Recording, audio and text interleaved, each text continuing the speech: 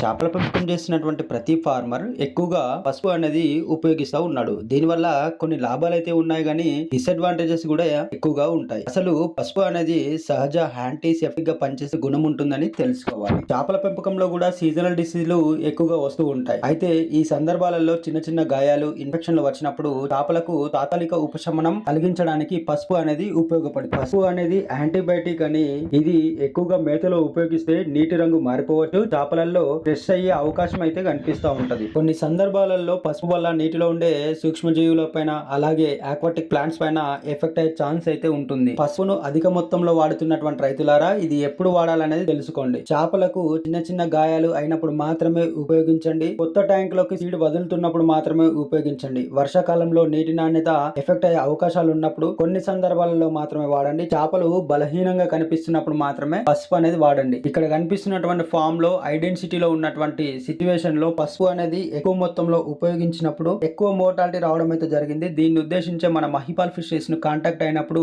మనము క్రాంతి ట్రాన్స్పోర్టేషన్ ద్వారా మంచిర్యాల జిల్లాకైతే మన ఆక్వా మెడిసిన్స్ అయితే పంపిస్తున్నాము. Thank you.